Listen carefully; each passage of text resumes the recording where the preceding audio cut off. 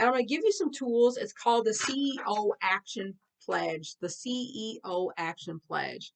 It gives us some tools to think about how we can take action and step into those leadership roles. And I just want to pause right here just for a moment to tell you about one of the societal impacts that I personally am passionate about. The societal impact that I'm hoping to see change related to is related to our criminal justice system. How can we be impactful?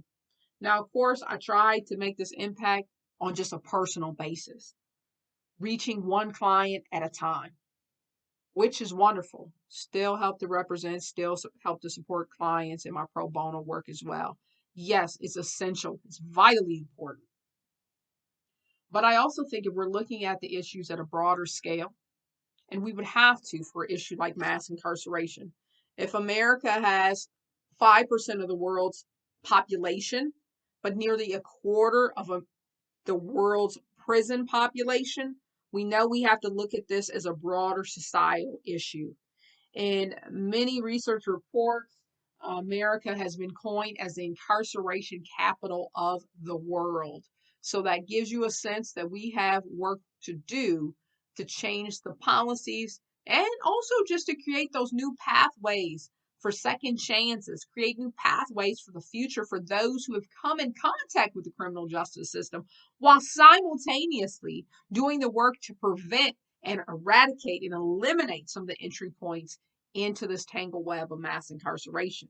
So in having that societal lens, having that vision of what can I do, I had to pick up one piece of the puzzle. And that piece of the puzzle was a common problem that I saw time and time again with my clients.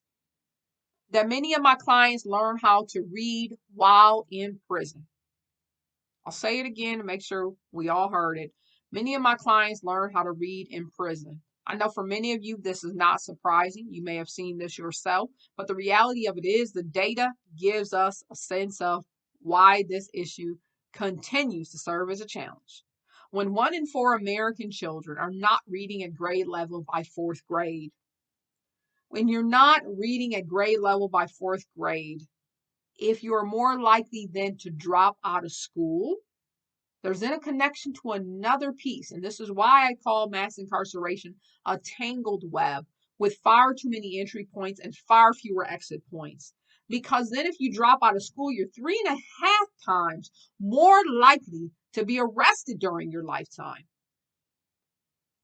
According to research, 85% of young people in the juvenile justice system cannot read. Depending on which report you're looking at, for adults, 60 to 80% of the population cannot read. So then it becomes an invitation to think about, if we're talking about that innovation, if we're talking about that visioning, what can we do differently? And for me, it was an invitation to then create an opportunity that was both prevention and also related to an intervention as well by supporting literacy. I created a literacy nonprofit called Planting People, Growing Justice. You see, it's going full circle of the inspiration around leadership development in real time. And what did that mean for me? That meant stepping into a leadership role, seeing a societal challenge, and speaking up for others, and making sure I was showing up for change. So here's that action pledge that I want to share with you. It's called the CEO Action Pledge. It says the I Act On Pledge. I pledge to check my bias, speak up for others, and show up for all. So how can you act on that pledge? I will check my own biases and take meaningful action to understand and mitigate them. I will initiate meaningful, complex, and sometimes difficult conversations with my friends and colleagues. I will ask myself, do my actions and words reflect the values of inclusion? I will move outside my comfort zone to learn about the experiences and perspectives of others. I will share my insights related to what I've learned.